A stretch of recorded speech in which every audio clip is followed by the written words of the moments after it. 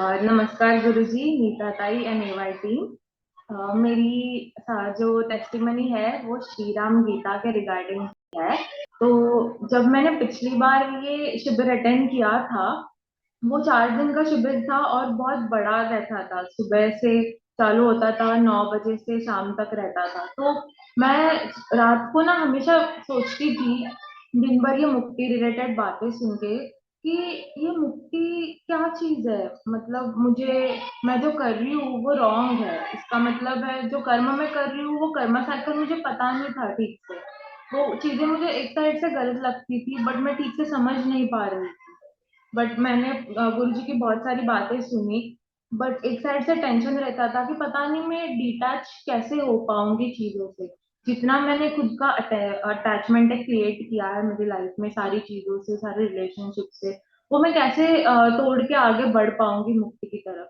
तो इसकी चिंता मुझे हमेशा रहती थी। और उसी चिंता में मैंने ये शिविर एंड किया था लास्ट टाइम, ऐसा पूरा अटेंड करके। बट इस बार मैंने सोचा कि इस बार मैं और अच्छी तरीके से इसको अटेंड करूंगी और ज्यादा ज्ञान लूंगी। तो जो भी वेनसडे को हमारी एक शक्तिपात साधना हुई थी, उसके दूसरे ही दिन थर्सडे को मेरे कॉलेज में मेरा रिजल्ट था। मैं फाइनल ईयर स्टूडेंट हूँ। तो मेरा फाइनल ईयर का रिजल्ट था और रिजल्ट आया, और मैं क्लास में फर्स्ट थी। मुझे पता नहीं चल रहा था ये क्या हो रहा है। और मुझे उस चीज की इतनी ज्यादा खुशी नहीं हो रही थी, क्योंकि मुझे अंदर से ऐसे लग रहा था कि मैं साक्षी हूँ उस चीज की, कि हाँ, ये जो बुद्धि मुझे दी गई है गुरु कृपा की वजह से, जो मेरी बुद्धि है उसने कुछ एग्जाम्स दी और उसके वजह से मुझे अच्छे मार्क्स आए। तो इसमें मेरा कुछ इन्वॉल्वमेंट नहीं है।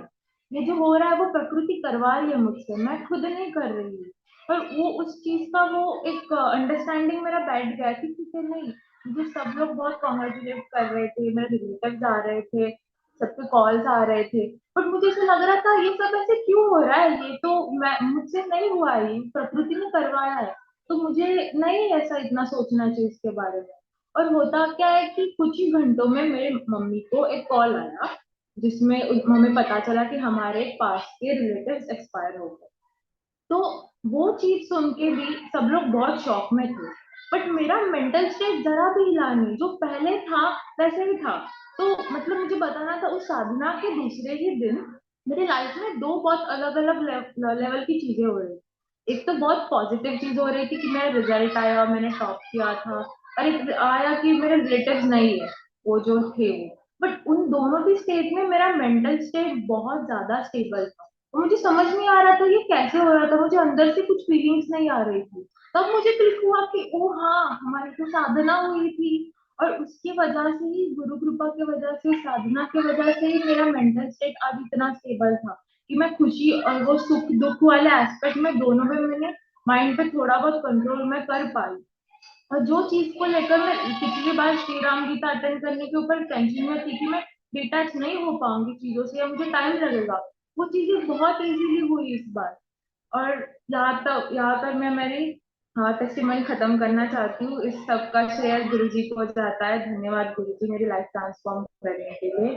Thank you so much. Thank you word बहुत छोटा है इनफैक्ट आपके लिए, बट एज अ साधक मैं और क्या बोल सकती हूँ। आई ट्राई माई बेस्ट कि मैं मेरे दोस्तों को भी गुरुकुल से ज्वाइन करूँ और बहुत ज्यादा गुरु सेवा देखू करूँ। Thank you.